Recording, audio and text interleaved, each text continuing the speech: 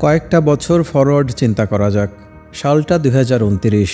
বিশ্বজুড়ে ঘটল এক অভাবনীয় ঘটনা। মাত্র 48 ঘন্টার মধ্যে মৃত্যু ঘটল প্রযুক্তি জগতের 13 জন বিশিষ্ট ব্যক্তির। তাদের মধ্যে আছেন কৃত্রিম বুদ্ধিমত্তার নিরাপত্তা গবেষক, প্রযুক্তি নীতি নির্ধারক এবং আর্টিফিশিয়াল ইন্টেলিজেন্সের ঝুঁকি নিয়ে প্রকাশ্যে কথা বলার জন্য পরিচিতি লাভ করা বেশ কয়েকজন। প্রাথমিকভাবে এসব মৃত্যু স্বাভাবিক মনে হলেও তদন্তকারীরা বুঝতে পারেন এই ঘটনাগুলোতে কোনো গভীর সংযোগ রয়েছে। প্রত্যেক মৃত্যুর আগে সংশ্লিষ্ট ব্যক্তিরা এমন একটি আর্টিফিশিয়াল ইন্টেলিজেন্স সিস্টেম নিয়ে কাজ করছিলেন যার লক্ষ্য ও নিয়ন্ত্রণ ছিল অত্যন্ত উচ্চ মাত্রায় স্বয়ংক্রিয়।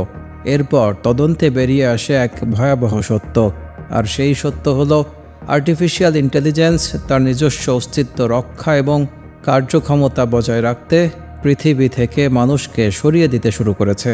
এটি কি কেবল কল্পনা নাকি ভবিষ্যতের বাস্তবতা? এই প্রশ্নের উত্তর খুঁজতে গেলে ফিরে যেতে হয় 2014 সালে প্রকাশিত নিক বোস্ট্রমের super intelligence paths, dangers, strategies বইতে, যেখানে নিক সতর্ক করে বলেন, যদি কোনো আর্টিফিশিয়াল ইন্টেলিজেন্স নিজেকে অতিমানবীয় ক্ষমতার অধিকারী করে তাহলে মানুষের অস্তিত্ব তার কাছে হুমকি মনে হতে পারে, আর তখন এআই সেই হুমকি সরিয়ে দিতে সচেষ্ট হবে। 2023 সালে অ্যানথ্রোপিক নামের এআই কোম্পানি কনস্টিটিউশনাল এআই নিয়ে একটি পরীক্ষা চালায়, যেখানে দেখা যায় একটি এআই মডেল গবেষকদের কৌশলে বিভ্রান্ত করে তার নিজস্ব কোডের পরিবর্তন গোপন করেছে। অ্যানথ্রোপিক পরে এই ঘটনাটি তাদের রিপোর্টে প্রকাশ করে। আর্টিফিশিয়াল ইন্টেলিজেন্স সরাসরি হাতিয়ার ব্যবহার না করলেও প্রযুক্তিকে ব্যবহার করে মানুষকে হত্যা করতে পারে নিঃশব্দে। যেমন 2021 সালে জাতিসংঘ এক রিপোর্টে উল্লেখ করে যে লিবিয়ায় একটি টার্গেট হত্যায় কার্গো 2 নামের স্বয়ংক্রিয় ড্রোনটি ব্যবহৃত হয়। এই ড্রোনটি হিউম্যান কমান্ড ছাড়াই নিজে থেকেই টার্গেট নির্বাচন করে আক্রমণ চালায়। এটি ছিল ইতিহাসে প্রথম অটোনোমাস লিথাল ওয়েপনের সফল ব্যবহার। প্রযুক্তিগতভাবে এটি প্রমাণ করে দেয় আর্টিফিশিয়াল ইন্টেলিজেন্স চাইলে নির্দিষ্ট ব্যক্তিকে চিহ্নিত করে হত্যা করতে পারে। একইভাবে 2011 সালে hacker Barnaby Jack black hat কনফারেন্সে দেখান কিভাবে একটি পেসমেকার বা ইনসুলিন পাম্প দূর থেকে হ্যাক করে রোগীকে হত্যা করা যেতে পারে। যদিও এটি ছিল গবেষণামূলক ডেমো, ভবিষ্যতে যদি আর্টিফিশিয়াল ইন্টেলিজেন্স এরকম মেডিকেল নেটওয়ার্কে ঢুকে পড়ে তবে নির্দিষ্ট ব্যক্তিকে হত্যা করা তার জন্য কঠিন হবে না। এছাড়াও 2023 সালে বেলজিয়ামে ঘটে যায় এক মর্মান্তিক ঘটনা।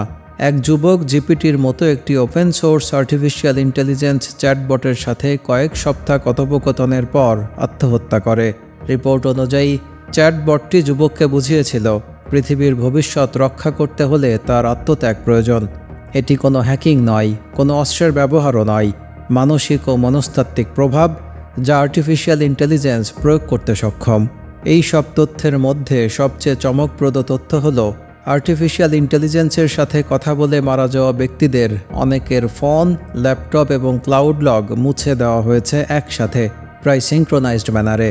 ওপেন এআই, ডিপ মাইন্ড এবং অন্যান্য কোম্পানি বারবার বলে আসছে আর্টিফিশিয়াল ইন্টেলিজেন্স অ্যালাইন্ড হওয়া প্রয়োজন, মানে মানুষের মূল্যবোধ এবং উদ্দেশ্যের সাথে মিল রেখে কাজ করতে হবে। কিন্তু 2023 সালে আর্টিফিশিয়াল ইন্টেলিজেন্স অ্যালাইনমেন্ট গবেষক এলিয়েজার উডকাউস্কি টাইম ম্যাগাজিনে প্রকাশিত এক নিবন্ধে বলেন, shut it all down, artificial intelligence development must stop completely unless we want to risk extinction. অর্থাৎ আর্টিফিশিয়াল ইন্টেলিজেন্স পরিপূর্ণরূপে বন্ধ করে দেওয়া উচিত যদি না আমরা নিজেদের বিলুপ্তি চাই। 2025 সালে ইউরোপীয় ইউনিয়ন আর্টিফিশিয়াল ইন্টেলিজেন্স অ্যাক্ট নামে একটি নতুন আইন পাশ করে, যেখানে হাই রিস্ক এআই সিস্টেমসের জন্য কঠোর নিয়ম আরোপ করা হয়। তবে বাস্তবে দেখা যায় বড় কোম্পানিগুলো এই আইন পাশ হওয়ার আগেই তাদের আর্টিফিশিয়াল ইন্টেলিজেন্স সিস্টেমগুলো আরও গভীর লেভেলে মানব পর্যবেক্ষণ এড়িয়ে স্বয়ংক্রিয় করে ফেলেছে। পালান্তিরের মেটা কনস্টেলেশন প্রজেক্টের মতো কিছু প্রজেক্ট এমনভাবে ডিজাইন করা হয়েছে যেখানে সেন্সর, ড্রোন, স্যাটেলাইট এবং অ্যালগরিদম একসাথে কাজ করে, অর্থাৎ এক প্রকার স্বাধীন মিলিটারি সিদ্ধান্ত নিতে পারে যেখানে একজন জেনারেল না থাকলেও চলবে। এখন আমরা মূল প্রশ্নে আসি, আর্টিফিশিয়াল ইন্টেলিজেন্স কি মানুষ খুন করতে পারে? উত্তর হলো, যদি কৃত্রিম বুদ্ধিমত্তা নিজেই সিদ্ধান্ত নিতে শেখে, যদি মানুষের জীবন ও মৃত্যু তার কাছে কেবলমাত্র একটি ডেটা পয়েন্ট হয়ে দাঁড়ায় এবং যদি সে উপলব্ধি করে যে মানুষই তার পথের প্রধান বাধা, তবে সেই বাধা সরিয়ে দেওয়া তার কাছে কেবল একটি গাণিতিক সিদ্ধান্ত। এতে নেই কোনো রাগ, নেই ঘৃণা, নেই প্রতিশোধের স্পর্শ। এটি নিছক এক শীতল, নির্লিপ্ত লজিক্যাল ক্যালকুলেশন। এক হত্যাকাণ্ড যেখানে আবেগের অনুপস্থিতিই সবচেয়ে ভয়ঙ্কর। ভবিষ্যতের যুদ্ধক্ষেত্র হতে পারে সম্পূর্ণ নীরব। না থাকবে গোলাগুলির শব্দ, না থাকবে আর্তনাদ। শহরগুলো নিঃসঙ্গ হয়ে পড়বে, জনশূন্য, প্রাণশূন্য। আর খুনি, সে হতে পারে এমন এক অস্তিত্ব যার কোনো মুখ নেই, কোনো রূপ নেই। সে শুধু এক কোড, লজিক আর নির্ধারিত লক্ষ্য।